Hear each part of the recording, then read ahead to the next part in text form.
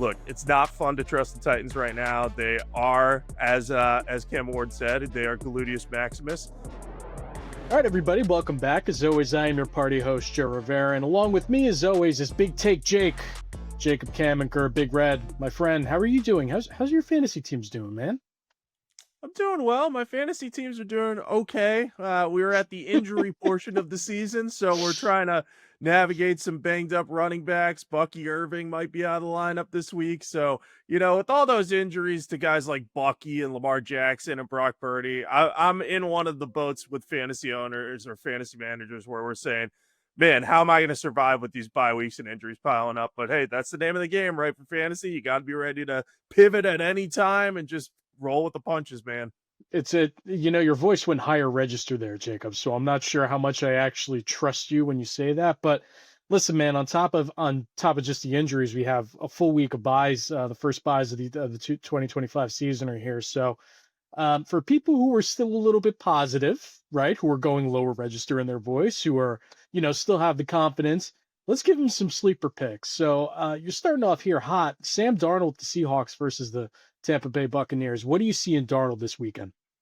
Yeah, so with the number of quarterback injuries we're dealing with, we don't know if Lamar Jackson's going to play, and we got a few guys, including Jordan Love, off this week. I think Darnold's a pretty safe pick to kind of plug in as a bye week streamer and just say, hey, I'm going to get one start from him, and he can keep my fantasy team afloat. Over the last 3 weeks, Darnold has thrown for 5 touchdowns. He's been a steady producer throughout the season. He looked good on Thursday Night Football against the Cardinals. And he's facing a Buccaneers defense that's allowing the 8th most fantasy points per game to quarterbacks. So I like the idea of backing him here and just saying, hey, if you're looking for a steady producer, Darnold is that kind of high floor guy who may not carry you very far if you have a lot of other players out. But if you're looking for someone to raise the floor of your lineup, he can certainly do that. Jacob, is Darnold approaching the guy? Is he approaching as a guy who you can start all season, just roster him, or is he still just a streamer in your eyes? I think you can probably consider rostering him if you're weak at quarterback because he is averaging 251.7 passing yards per game over his last 3 games. So that makes him a legitimate passing volume, passing yardage, uh, candidate each week who will put up decent numbers. So I think he's a guy you can kind of say, hey, in good matchups, I'm going to start him. So if you want to keep him on the bench, if you're not confident in your QB1, I have no problem with Darnold, but I don't think he's in that top 12, top 15 status yet. So he's probably still more of a waiver wire week to week streamer type guy.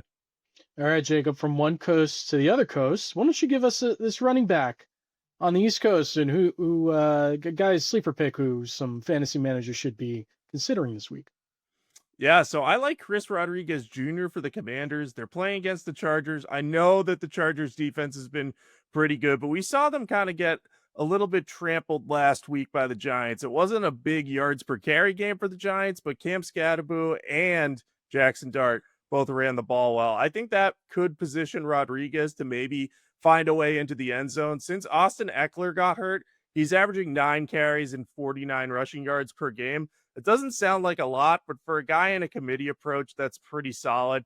And he has the size needed at 5'11", 224 pounds to be a legitimate, red zone power back threat.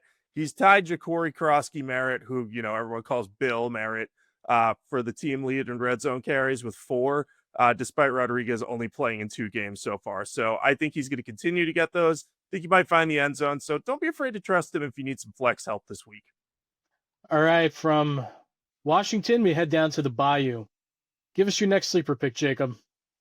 Okay, so I think Kendre Miller here for the Saints, their backup running back, has some pretty serious upside in terms of volume. He's already starting to eat into Alvin Kamara's workload. Kamara is still the lead back there, but what happens if the Saints fall out of contention and they say, hey, we're going to look to trade some of our pieces? Does Alvin Kamara, does he end up on the trade market? Does a running back needy team, maybe the Kansas City Chiefs, who could use a little more juice at that position, would they chase him?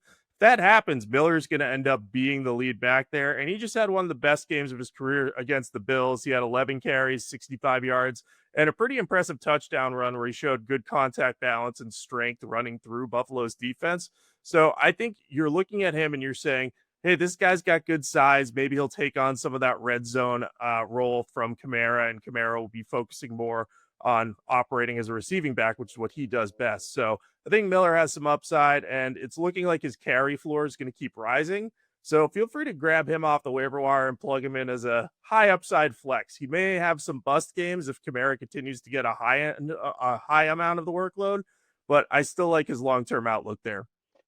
Jacob, I want to take a holistic look at the Saints right now. What have you noticed from a fantasy perspective in the first year of Kellen Moore? Yeah, it's sort of hard to find a lot to like about this as a fantasy team because Spencer Rattler is still kind of adjusting to quarterback. He's been a little bit better than expected, but he's kind of distributing the ball around a little bit more. Chris Olave hasn't been kind of that dominant target that people expected. Juwan Johnson has been much better at tight end. He's kind of provided a waiver wire pickup that a lot of people made in the first few weeks of the season and turned into a top 10 tight end so far. So, I think you're going to continue to see the Saints kind of spread the ball around and try to figure out who their long-term pieces are, whether it's at receiver, at running back with Miller versus Kamara there, and then, looking at is Spencer Rattler going to remain the starter all year? I don't know that he will, and that kind of makes this a volatile offense to trust the receiving weapons. But for now, I'm impressed with what I've seen out of Juwan Johnson. I think that means Kellen Moore will continue to have his quarterbacks target the tight ends, but everything else, the fantasy assets, they're a little bit lukewarm, even though some of them have more upside than others, like Miller does. All right, Jacob. So there's a Cam Ward made some waves this week when he called the Titans ass. His words, not mine. But it hasn't all been Gluteus Maximus out there, and this next sleeper pick out in Tennessee is among those. So why don't you give the fans and the viewers out there, who's the sleeper pick out in Tennessee, wide receiver? Yeah, so Elik Iomenor, I hope I'm saying that right, but this fourth round rookie has kind of emerged as Cam Ward's favorite target, ahead of the higher drafted Calvin Ridley, who many assumed would get a high volume of the targets in Tennessee. Instead, it's been Iomenor, who's been very good. He's got a couple of touchdowns from Cam Ward, and I like his matchup this week against the Cardinals. They've surrendered only 2 touchdowns to wide receivers, but their 58 catches allowed are tied for the second most in the NFL.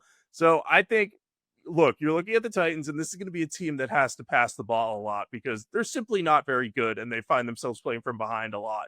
That's going to create a lot of opportunities for Iomanor to catch passes and maybe find his way into the end zone. So that can make him a quality flex. And look, it's not fun to trust the Titans right now. They are, as Cam Ward said, they are Gluteus Maximus. So we are not recommending doing this every single week, but Iomanor has a good enough matchup that you can plug him in as a nice sleeper this week. All right, Jacob, I want to hit you real quick. You mentioned the Cardinals, and I know this has been a hot topic, so I want to get your take on it. Is there any hope for Marvin Harrison Jr. as a fantasy project? Is he a stash guy? Like, what do you see his prospects as the rest of the season? Yes, so I think Harrison Jr. is one of those guys you can buy a little low on, and I think he might have, better upside than people think. I think the most consistent target in the Cardinals offense is going to be tight end Trey McBride. He's just the most consistent of the bunch. Kyler Murray loves throwing to him. But as we saw against the Seahawks, Marvin Harrison kind of seemed to snap out of that funk he was in early in the season, and he caught a really nice looking touchdown. And after it, he appeared to be emotional. He took a knee in the end zone. He had his head down for a second. So I think that was sort of an acknowledgement from him that, hey, it's been a tough start to the season. It's been weighing on him mentally, emotionally. So, seeing that and having that cathartic moment, maybe that snaps him out of it. And the Cardinals are going to continue to have to throw the ball. They've lost James Conner. Trey Benson is now also banged up with a little bit of a knee injury. So they're going to be a pass heavy team. So that's going to create opportunities for Harrison. So I would buy on him if you can.